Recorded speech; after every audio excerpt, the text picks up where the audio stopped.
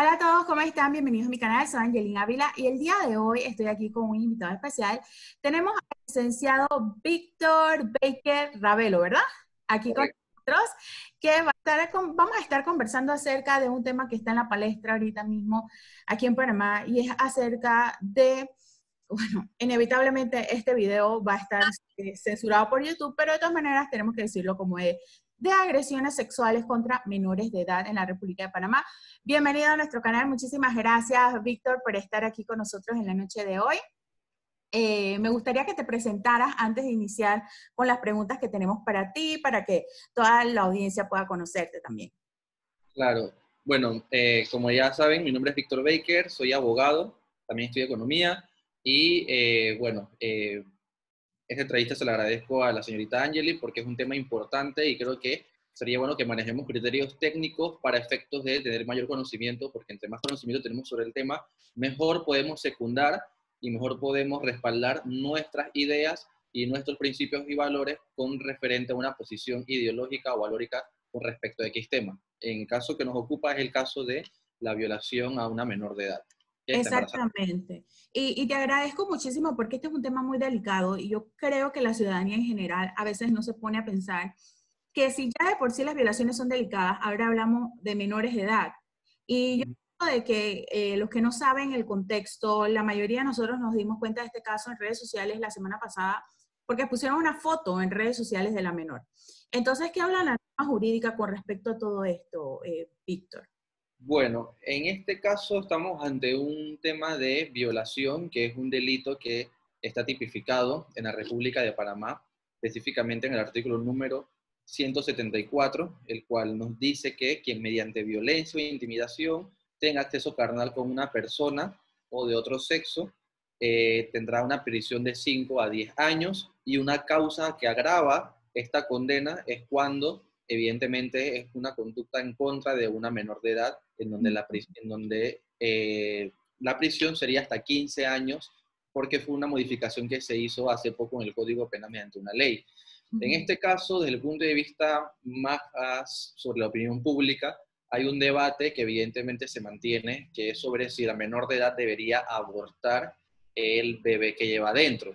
Desde el punto de vista académico, tenemos que tener en cuenta que esto se trata de un feto, porque se encuentra dentro del periodo de la semana número 8 hasta antes del parto, con lo cual académicamente hablando es un feto, pero para las situaciones coloquiales es un bebé porque nadie le pregunta a la madre, oye, ¿tu feto cómo va? O sea, me explico. Todo el mundo te pregunta, Exacto. ¿cómo está tu baby? ¿Cómo te sientes? Etcétera, porque en el fondo sabemos que es una vida y es un bebé que está dentro del vientre de la madre. El detalle acá es que en este caso concreto, el feto ya tiene un desarrollo de 7 meses. Es decir, que académicamente hablando incluso, ya el feto puede ser objeto de que pueda nacer. O sea, los nacimientos se hacen siempre desde el mes séptimo hasta el mes 9. Es decir, que ya incluso el bebé está apto para nacer con una intervención médica. Y el detalle acá es que desde mi punto de vista, y desde el punto de vista legal sobre todas las cosas, no se puede abortar, porque el aborto, tenemos que tener en cuenta que es un delito actualmente en la República de Panamá. El artículo 142 es claro y nos dice que quien provoque un aborto o quien ejecute un aborto, ya sea un médico, tiene una prisión de 3 a 6 años de prisión. El tema acá es nos surge la siguiente pregunta. Entonces, ¿por qué se pide que legalmente la niña tenga que abortar? Y es un tema de desconocimiento de la norma porque debemos partir sobre la base que el aborto es un delito, pero que la ley siempre establece excepciones a la aplicación de la condena o a la aplicación de la sanción. Es decir, el aborto, moralmente hablando, sigue siendo una conducta reprochable, sigue siendo una conducta ilícita. Sin embargo, la ley, por cuestiones puntuales, te dice, en esta ocasión no vamos a aplicarte una condena de prisión. En este sentido, la excepción acá es que efectivamente, cuando se trate de una violación carnal y, por consiguiente, existe un embarazo, se puede abortar, pero no se puede abortar libremente. Hay condiciones que condicionan la aplicación del aborto y son dos condiciones. La primera es que el desarrollo del feto esté dentro de las 8 semanas de embarazo, es decir, hasta los 2 meses. Y en este caso van más de 2 meses, van 7 meses de Exacto, embarazo. sí. Con lo cual, ya enseguida ni siquiera podemos pensar en un aborto un aborto desde el punto de vista médico que la ley lo pueda aceptar. Y en segundo lugar... Disculpa que te interrumpa, pero me gustaría de que pudieras explicar un poquito el tema de por qué 2 meses. En las violaciones, usualmente, tú que sabes un poquito acerca del tema, las víctimas usualmente denuncian de una vez el hecho o esperan muchísimo tiempo para denunciar el hecho. Como tengo entendido, en este caso, ni siquiera tiene una medida cautelar la persona que supuestamente hizo este hecho. Entonces, ¿por qué la norma indica que 2 meses? Ok, la norma no indica que son 2 meses, no te dice el porqué de los 2 meses, simplemente Ajá. te dice son 2 meses y punto. Uh-huh. Acá es que, obviamente, por interpretación de la norma, entendemos que desde el punto de vista científico nos dan 2 meses, toda vez que, académicamente hablando, el desarrollo de la vida empieza con el embrión y el embrión se desarrolla desde la semana 1 hasta la semana 8. ¿Me explico? Desde la semana 8 en adelante es un feto. Yo interpretando ese tema académico, intuyo que el aborto solamente puede ser practicado, en este caso, mientras sea un embrión, porque el embrión es hasta la semana número 8, y la norma dice evidentemente que el límite es la semana 8, con lo cual la ley dice, bueno, tomando en cuenta que no es un feto todavía, vamos a aplicar el aborto siempre y cuando sea permitido hasta que sea un embrión, es decir, hasta la semana número 8. Yo creo que ese es el criterio científico que el Código Penal y la legislación panameña mantiene, y que incluso la mantiene la legislaciones de otros países, como por ejemplo El Salvador, como por ejemplo Nicaragua, y entre otros países. Y la segunda condición que la ley te establece para que puedas abortar es que la denuncia esté interpuesta ante el Ministerio Público y que el Ministerio Público esté desarrollando una investigación sumarial. Es decir, que si el día de mañana, lastimosamente, una persona es víctima de aborto y tiene un embarazo, tiene que poner la denuncia dentro de los primeros, enseguida, apenas que está embarazada, pues se entere de ello dentro de los primeros 8 semanas de embarazo, y pedirle al Ministerio Público, evidentemente, una certificación o un visto bueno para que pueda abortar dentro de los 2 meses de embarazo. En el caso puntual, la niña tiene 7 meses de embarazo, es imposible, e incluso aunque fuera posible, yo creo que incluso es más riesgoso un aborto provocado a una menor de edad, porque aquí se habla del aborto como si fuese sacarse una muela, como si fuese simplemente sacarte una uña que está, ¿qué te digo?, enterrada en el dedo. O sea, el aborto es una operación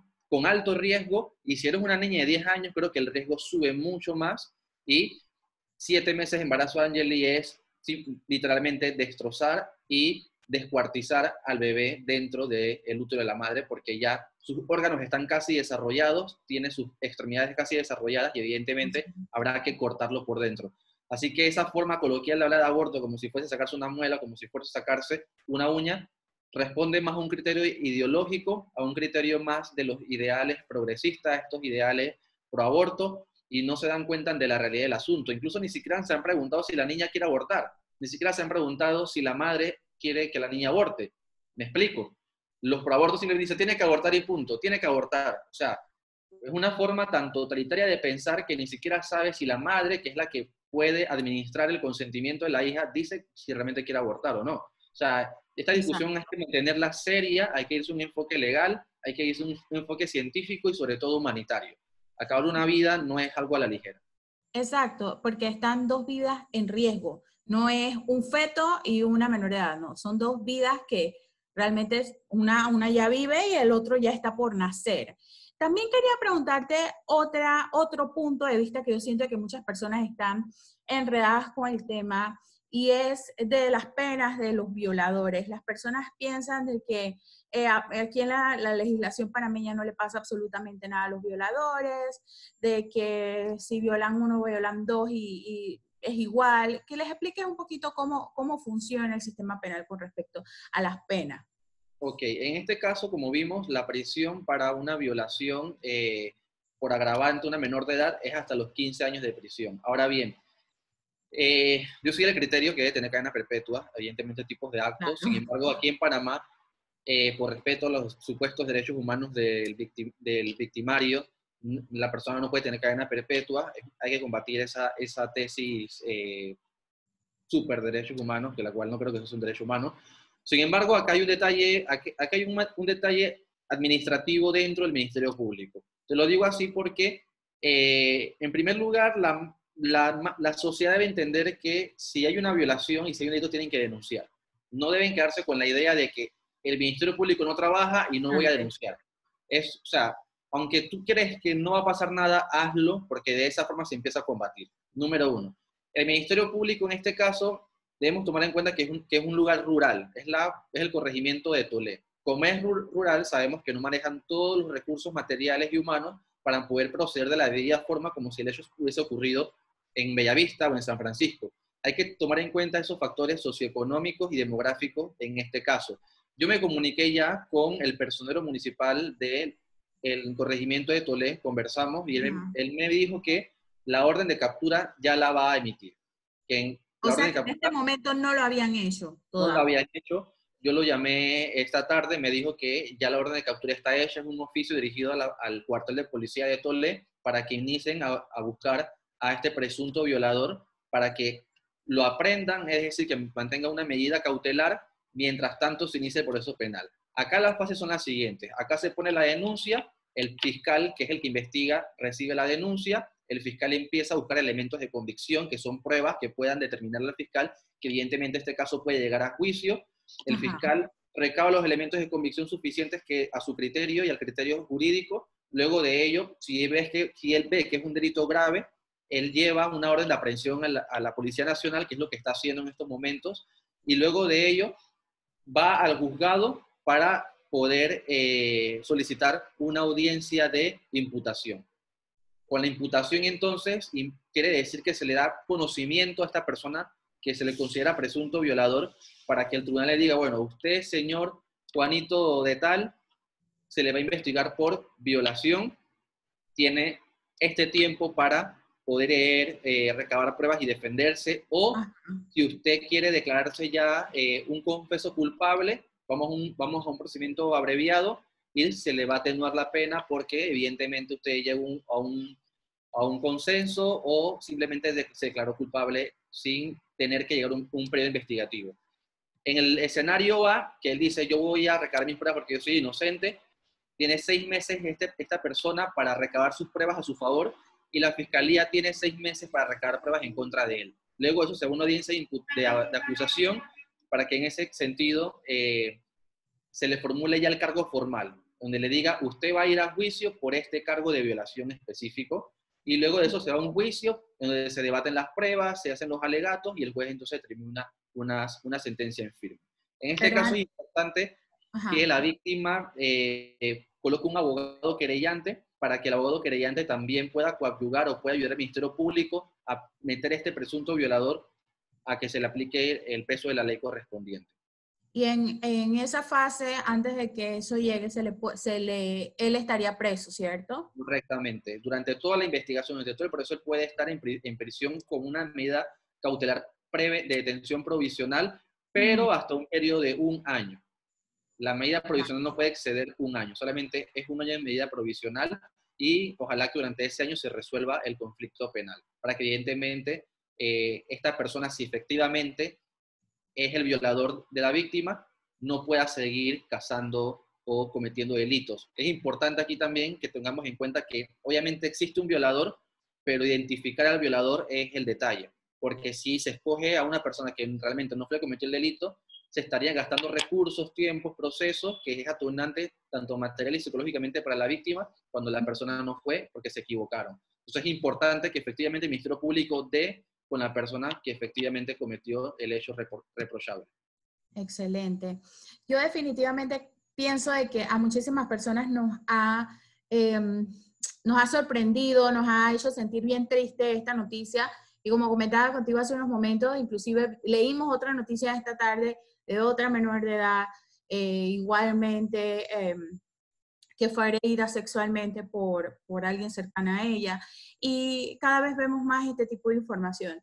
¿Qué mensaje como abogado le darías a la ciudadanía con respecto a las actuales leyes que hay, con respecto al tema de la protección de menores y también de cómo se le da el castigo a estos violadores? ¿qué consejo le darías a la población que de repente, yo me imagino que como abogado sentirás, como nos explicabas, el proceso del arreglo que se hace cuando decide cooperar de repente?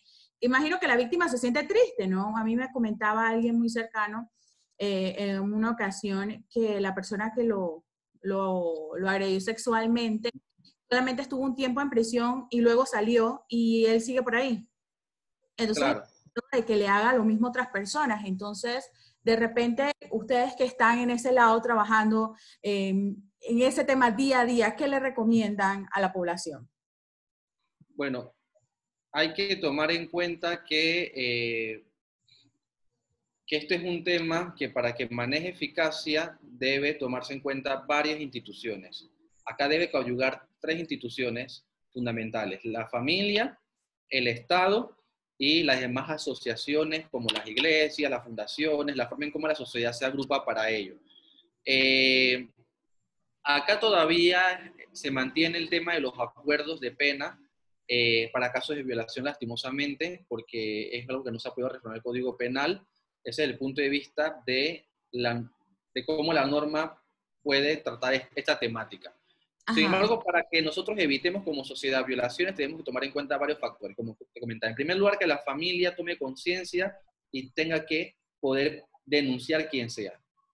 Mi pareja fue la que violó a mi hija, como el caso que vimos hoy que el padrastro violó a la hijastra, el tío, el hermano, son cosas que pasan mucho en los lugares rurales. Hay que educar y decirles que ustedes tienen que denunciar, lastimosamente, y sea tanto quien a sea. niños como a niñas violan, ¿no? Exactamente. Niñas. Entonces, también que los niños comiencen a denunciar también, que se les enseñe lo valioso que es su cuerpo para que ellos sepan que cuando alguien se aprovecha de su inocencia, ellos saben o lo intuyen como algo malo y tengan que denunciar al respecto. Número uno. Número dos, que el Ministerio Público también tome más conciencia en que en estos casos los persiga con mayor rigurosidad, que efectivamente se haga una reforma al Código Penal, al Código Procesal Penal, para que no existan acuerdos de penas en temas de violación. Y segundo, que en mi punto de vista estas personas deben tener cadena perpetua. Un hombre o una mujer que viola sexualmente a un menor de edad, menos de 12 años, que esto es pederastía, debe pasar el resto de sus vidas en la cárcel y aplicándose todo el peso de la ley. Él tomó su decisión, él tomó su camino, la sociedad no lo hizo por él y él tiene que pagar las consecuencias. Sí, porque al estar un tiempo en prisión sale y busca otras nuevas víctimas, que puede ser cualquiera, porque realmente son personas de que no respetan absolutamente nadie. Muchísimas gracias, Víctor, por este tiempo que has tenido para conversar con nosotros. Por favor, dile a la audiencia dónde pueden seguirte en redes sociales para que puedan seguir leyendo tus opiniones y tu trabajo. Bueno, en Instagram es Baker Revelo, que se escribe Baker y Elo, Baker Revelo, y Twitter igualito. Ah, bueno, entonces ya saben, para que lo sigan en redes sociales y puedan ver todo su trabajo, sus comentarios, yo también lo sigo y ya he visto bastantes cosas de las que hace. Súper interesante. Así que bueno, muchísimas gracias a todos por ver el video del día de hoy y nos vemos en el siguiente video. Muchísimas Hasta gracias. luego. Chao.